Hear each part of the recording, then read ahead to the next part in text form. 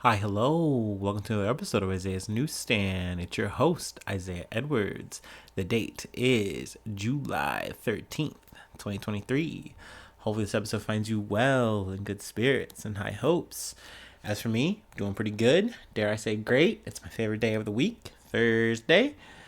Someone asked me today why it is, and I was just like, it just is. It's just my favorite. I just enjoy it. I just love it.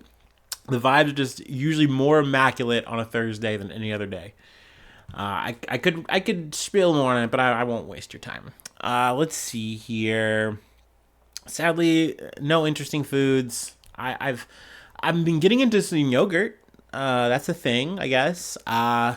It's hard though because yogurt's one of those foods that I do enjoy, but it's also a food that I find kind of weirdly hard to fit into my everyday eating. I just don't like eating goopy food, and that's just mass goop. Um, that being said, I had a little peach yogurt for breakfast today, and you could really like taste the peaches, which is nice. But then it kind of makes me go like, do I just not like peaches as much as I think? And it's like, no, I like a peach. If I was just eating a peach by itself, that'd be fine. But having this like weird silky taste in my mouth that is, supposed to be a peach, it's peach flavoring or whatever, and then peach bits.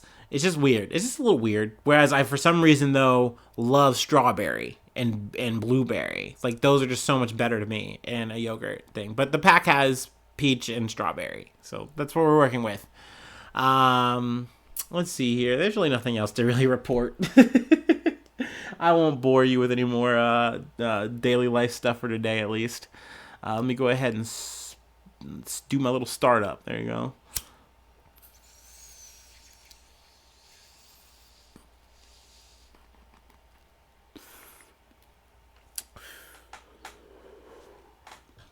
Ooh wee.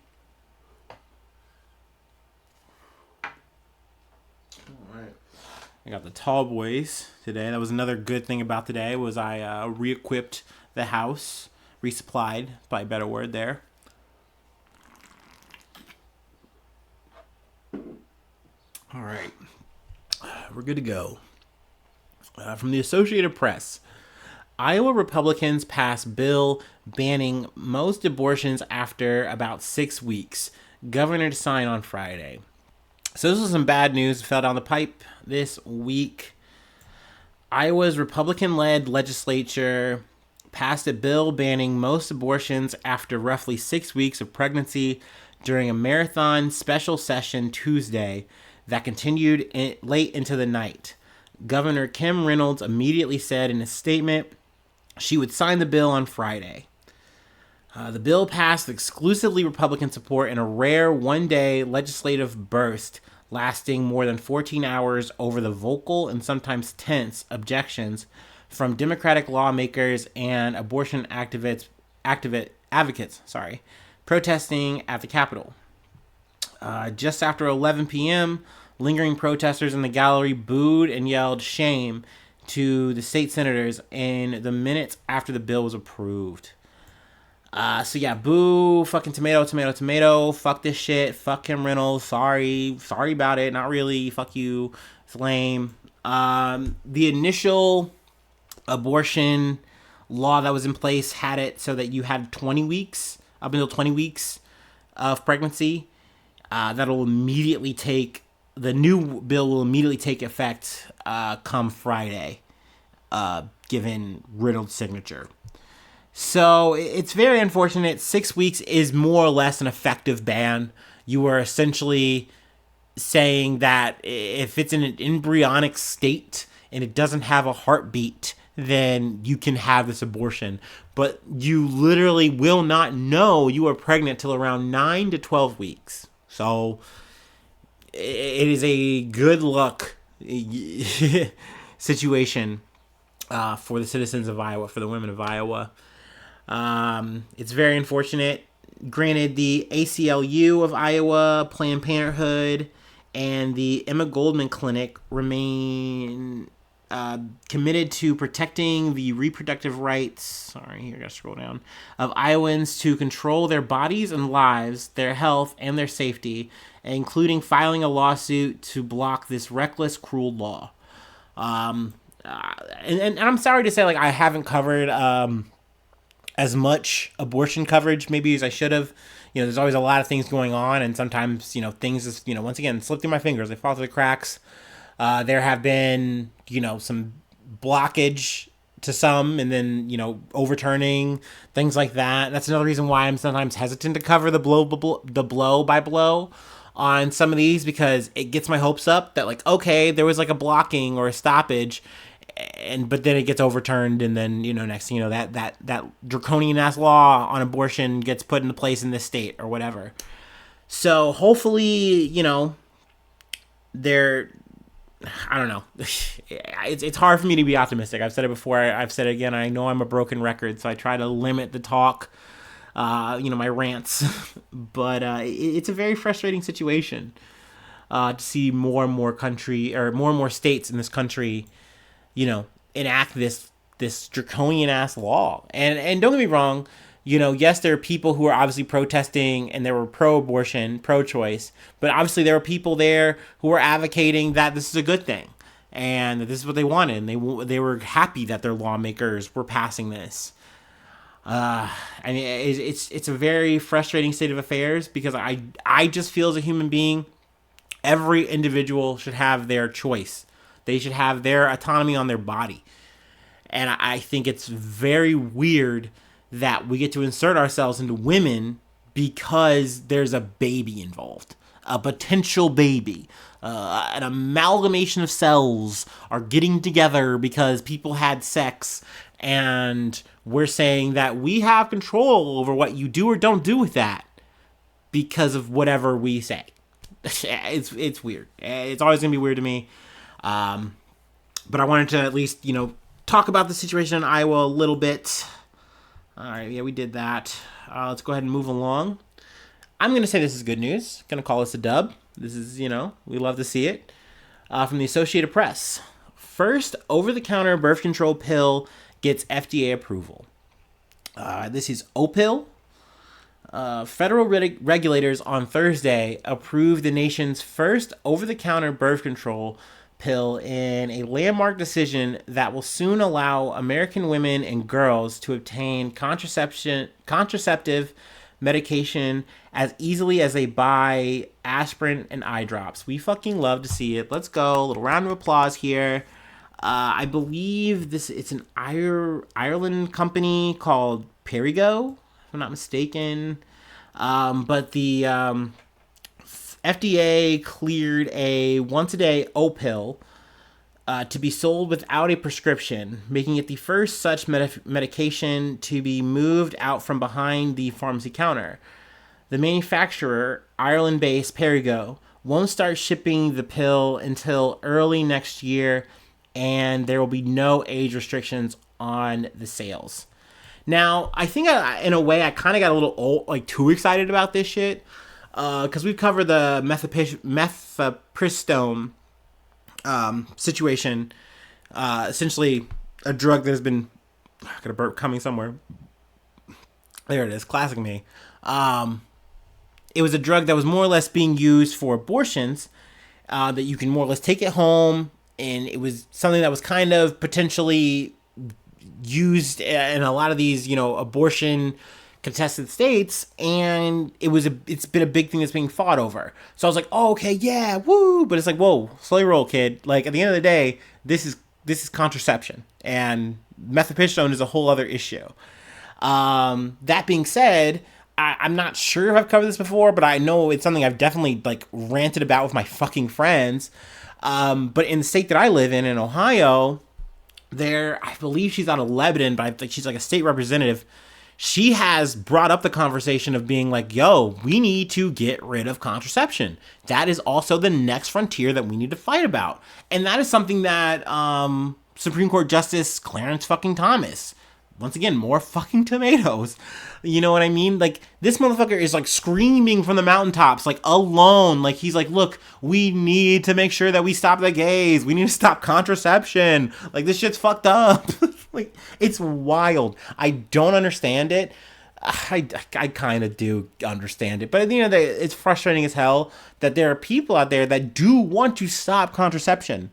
They want you to be forced to either be abstinent as fuck, or if you want to have sex, then you're probably gonna have a fucking kid and you're gonna be stuck with it. Like that is the end run that they want. And that's weird. That is the conservative agenda in 2023, but that is where we're at. That being said, I'm happy to see this this Opill. We don't know how much it's going to cost. I believe currently prescription birth control is around $15 to $30 without insurance, which I was like, okay, that's not bad. That's pretty good. But that being said, like, having to get the prescription is a hurdle. And as a man, I had to sit my fucking ass down and listen to some podcasts. And I believe they reference it in this article as well. But there's a woman who, she came from a background that was like, yo, you can't have sex, until marriage. And she's like, I want to have fucking sex. And she thought like, hey, I'm going to go to college and have like a liberating experience. And literally she had to go to a doctor that wouldn't approve it. And she had to like go through a bunch of hurdles and use like other contraception until she was able to find birth control. And that's frustrating. Like, you shouldn't have to go through that as a woman. You know what I mean? Like, as a human being, you should just be allowed to do the things you want to do. And you can understand, like, okay, well, you're under someone's house and their rules and supervision. I mean, honestly, fuck that shit in a way. Like, at the end of the day, like, we're talking, like, the liberation of a human being. I don't know. Whatever.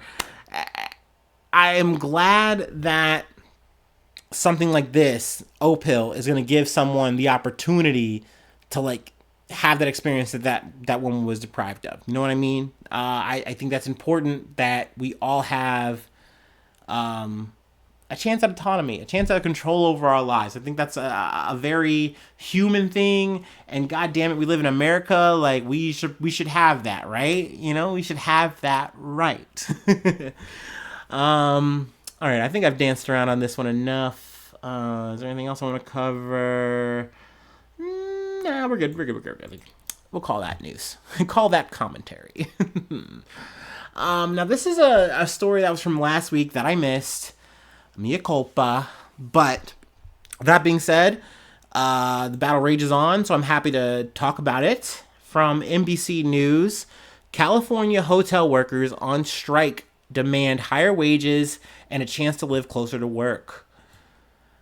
This story just really grabbed me, and I mean, it's really the theme for the rest of this episode. And we're talking about fucking strikes again. We're talking about the fucking unions, because that shit is important. It's important not just to me. I feel like it's an important thing for America, and it's important for the world. Like, if you work, you should be like entitled to proper pay and proper compensation. Like, it should be safe. It should be like easy to get to. Like, I don't know, these things should just be a normal thing, and unions are the gateway, the bridge, the highway for that shit to happen. It's just, I'm so enamored by unions, and I don't know, I just love talking about this shit, and I'm glad to see change. Of course, obviously it sucks that people are being, so slighted and disadvantaged, but like, unions, once again, give you the platform to like air grievances out and hopefully get positive change for it. You know what I mean? All right, let's get into this. Let's get into this story. A second wave of hotel strikes is hitting Southern California this week. Hotel workers and labor organizers have been striking and demanding higher wages and other benefits as they argue their existing salaries are unsustainable amid the region's high cost of living and rent, making commutes and buying basic goods unsustainable. Throughout the article, they go through a lot of hotel workers' story. I believe they focus more or less on 3 people. Essentially just saying like, hey, like, these are people who have been in the industry for a very long time, and they are here for a reason. Essentially, for some people, it's like, look, I'm making a commute where I'm literally starting my day at 5 a.m. and I don't get home till 7 p.m. You know what I mean? I'm working and traveling all day. I have family. I don't get to see them. There's other stories where people are like, look, I've not participated in strikes. I've been like, look, I'm happy. I'm compensated. I'm not going to get involved here. But like, I'm seeing everything around me more or less fall apart financially because, inflation is on the rise. The price of living is on the rise. Also, something I don't think about that is stressed in this article is that there's like Olympic shit coming up in the future years. Like it's coming up soon. And in that situation, everything's gonna go up. It is the 2026 Soccer World Cup and the 2028 Summer Olympics, and the fact that they are taking place in California, more or less, I believe, like L.A. area, whatever, L.A., like that's big. Like the idea that you're going to have to be working your ass off in the future for money that is literally not enough to sustain you, like that is a problem. And not to mention the commute factor, the fact that you cannot afford the rent in the same area where you work. Like for me, get a little anecdotal or whatever. My commute to work is very attached to why I stay where I stay. Like it is a 15-minute drive. Like that's so important to me, especially when you have to deal with like winter conditions and shit, like, hey, I need to know that I can get to my job very easily. Rain, snow, sleet, whatever. That's very important. I don't want to go to a place where, I might be able to make way more money, but I have to drive an hour out. You know what I mean? And for this situation, for some of these people, the transportation, it takes that kind of time, even more. Like, that's a relative thing. And the fact that you literally can't live in these cities, these towns, because the price, when I heard the price, the monthly price of living is at $32,000 or $3,200, I'm sorry, that was crazy. I'm like, yo, that would body me. I would be in a van. We've talked about that before. So you can sometimes hear some people's salaries when it comes to people out in LA, and you go, wow, they're making so much more money than me, at least if you're from the perspective of someone in the Midwest or whatever. But the price of living is so high. It's astronomical. Give these people as much money as they want. I'm sorry. And I think more or less what they're asking for is $5 added onto their pay per hour, and then a $3 an hour annual increase across 2 years, along with healthcare benefits, a pension, a policy against the use of E-Verify, the federal system used to check work eligibility based on immigration status, and safer workloads, among other conditions. Also, another thing I haven't mentioned too is there is a constant issue of staffing, especially because people know it's I can't work at that pay, and it's not a living. At the end of the day, that makes it harder for the people who are working, and they're stuck in situations where they're doing this hotel work where they're managing rooms that they can only hit once a day and haven't been hit before they got there, and it's a mess. They can't properly clean it, yet their bosses are telling them, you gotta do the most, you gotta do the best you can, and it's okay, I'll try, but it's once again, you are not paying me enough to do the shit. It is a constant issue, and I definitely feel higher wages are gonna make that at least an easier thing to staff.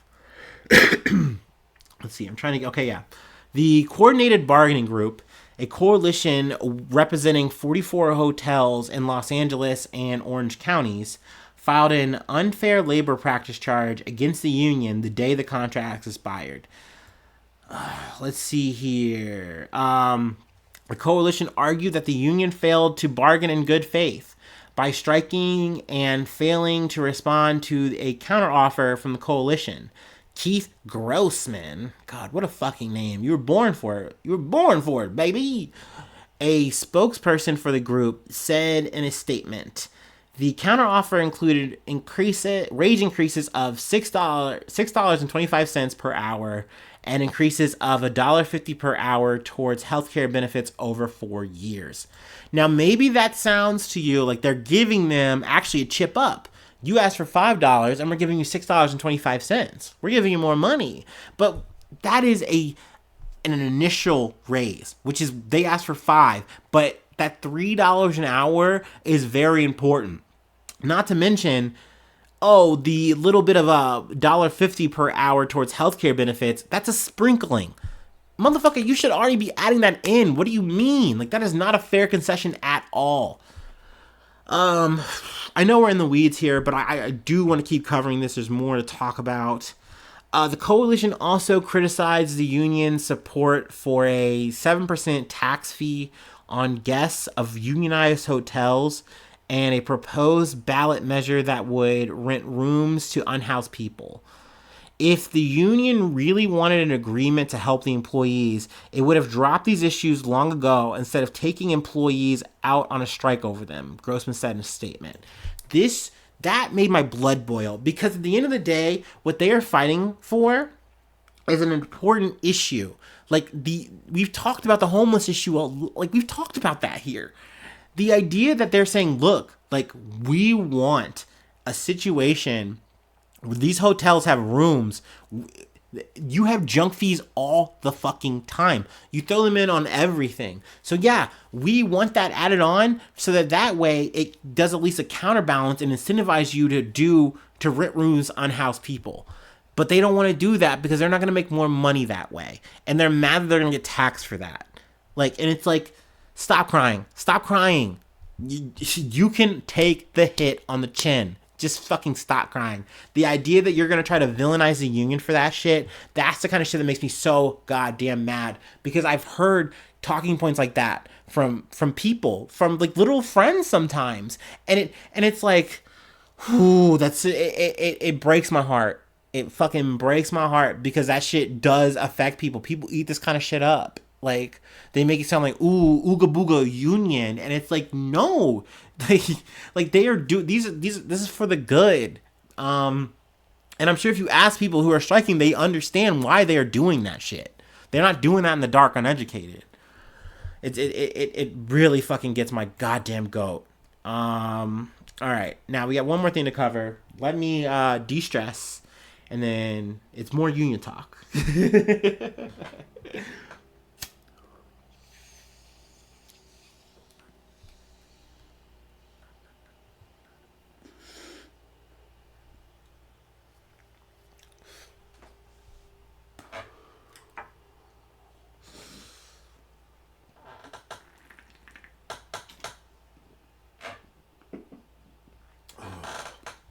All right. Whew. From CNBC. Actors Union will join writers on strike, shutting down Hollywood. Hollywood. You know, we're talking about the Hollywood. Okay. Sorry. I had to get that out of my system. Hollywood actors are officially headed to the picket line. Unable to reach a deal with producers, members of the Screen Actors Guild, American Federation of Television and Radio Artists, will join up with more than 11,000 already striking film and television writers starting at midnight. Now, I will say it was already super dope to see actors like on the picket line. Oh, excuse me. Ooh, that one got away from me. During the writer strike, that's been going on since May. It's still a thing, hasn't fucking stopped. But I believe, starting midnight, the shit's on. The failed negotiations with the Alliance of Motion Picture and Television Producers, or the AMPTP, means film and television productions featuring actors will immediately halt, essentially shutting down Hollywood. It'll be the first tandem strike in the industry since 1960. Groovy, baby. We are the victims here, said Fran Drescher, president of the Actors Union. We are being victimized by a very greedy entity. I am shocked by the way the people that we have been in business with are treating us. It's disgusting. Shame on them. And I fucking agree. Also, it was super cool to immediately see a reaction from the actors of Oppenheimer. Actors left the film's London premiere on Thursday. though director Christopher Nolan did stay, and he told the cast that they went off to the picket lines.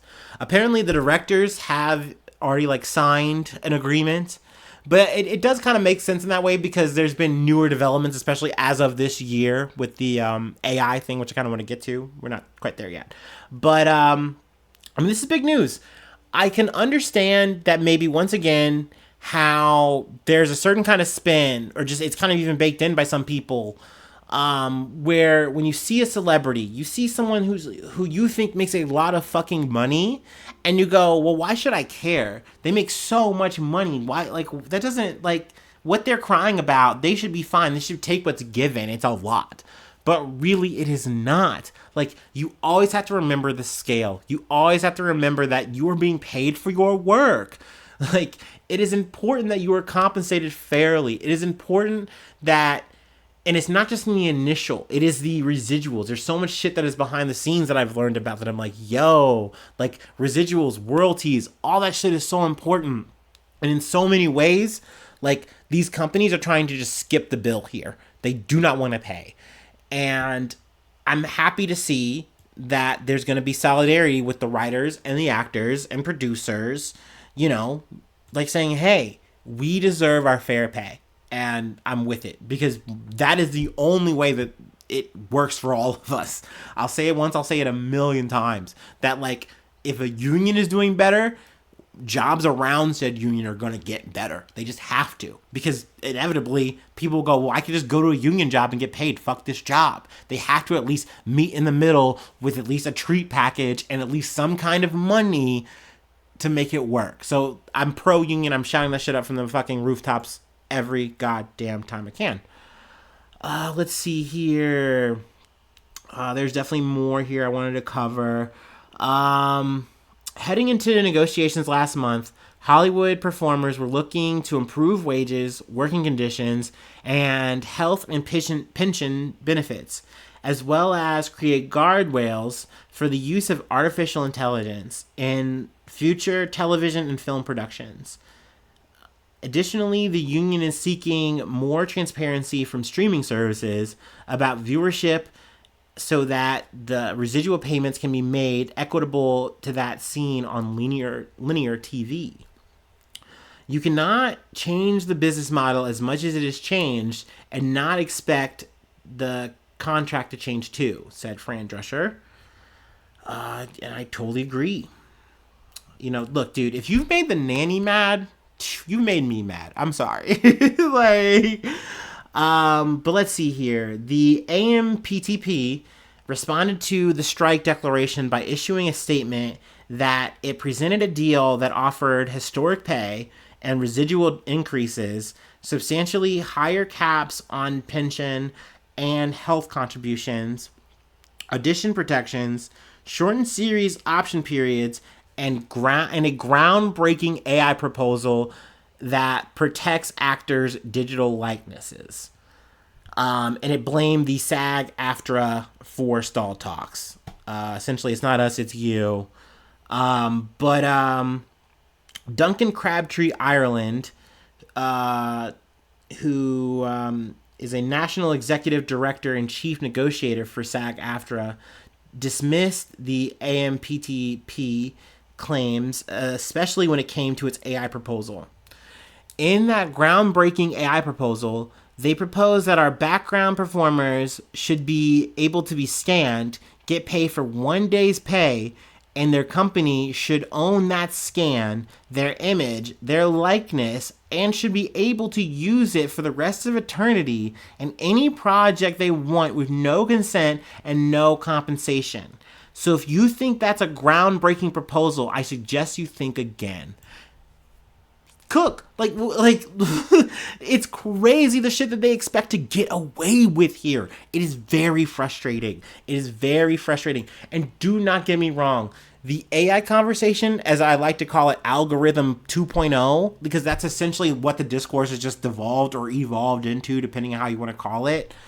It's very frustrating and annoying to me, because you have people who complain and they're very upset. Then they feel like our artistic blah blah blah is stifled. I feel like it's a very heady conversation, but I understand it. At the end of the day, you're an artist or what have you. You want to like have real work. You want to see real work. There's a difference between what an AI can generate and what you, an artist, can generate, like a human being. I get that. But I also do see practicalities in AI. And I don't want to get in the whole weeds of that. At the end of the day, I just think it's like, it's just computer shit. It's just technology. Like, it is going to, like, people are always going to expand upon it. And it is always going to get used for the most capitalistic, gross bullshit. Always.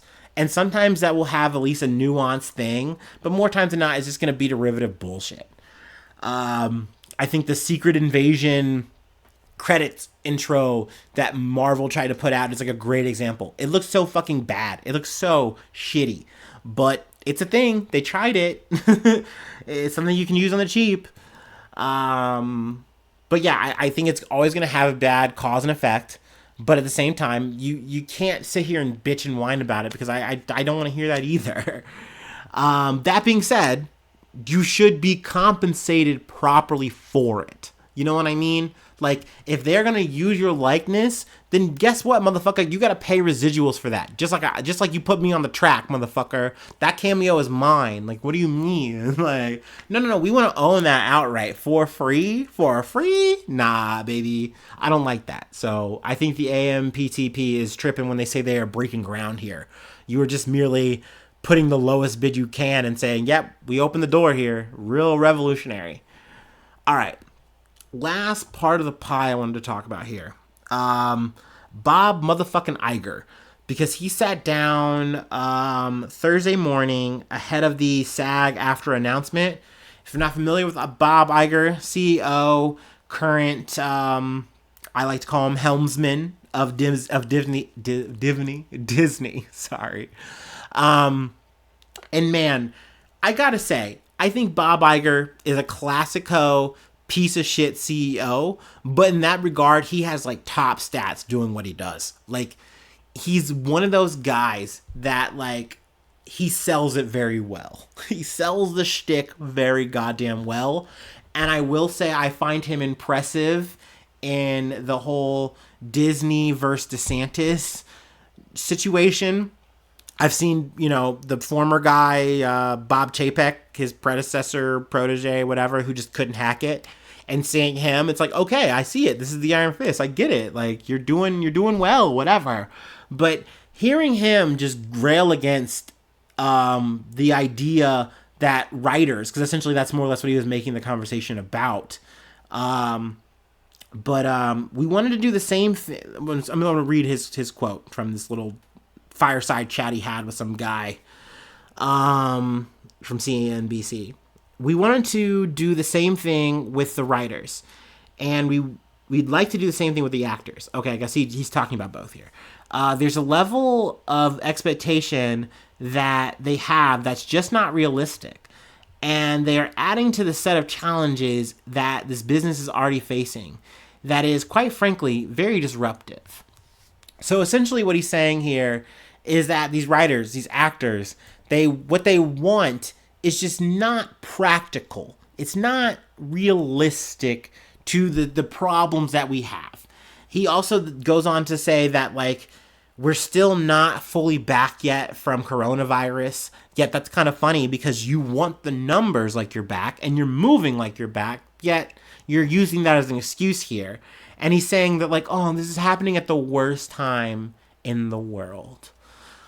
Oh, tear, damn, Bob, fuck you, man. Like, it's just such bullshit to me.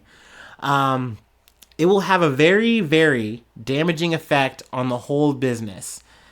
And unfortunately, there's a huge collateral damage to the industry, to people who are, support services. I could go on and on. It will affect the economy of different regions, even because of the sheer size of the business. It's a shame. It's really a shame. Yeah, just keep double tapping, you fucking prick. Boo this man. Tomato fucking tomato. Once again, great helmsman. I look forward to your war against DeSantis, but fuck you, dude. Like, at the end of the day, this man and Bob Zaslav, if you put their money together, you could solve the problem that, fucking SAG and the Writers Guild is having. You know what I mean? You could put the money up and they'd be fine. But it's like, nah, we would rather spend our money fighting you motherfuckers. Also, one last thing, I know I'm really dragging the shit out. I'm sorry. But it has kind of been like a behind the scenes thing that's leaked that, like, essentially the powers that be wouldn't mind if the writers just fucking go broke. They don't care if they strike until they literally lose their homes. And then what? You'll come back then, won't you? We are willing to wait that long. And they've denied that in public. But at the end of the day, if that's a mentality here, that's the worst kind of shit, man. That's disgusting. That's truly disturbing. That's a real fucking shame. So that's all I got. I'll try to make the show quick. I got a Patreon, patreon.com/Isaiah News. Shout your name on the podcast, newsy shit, you know the deal.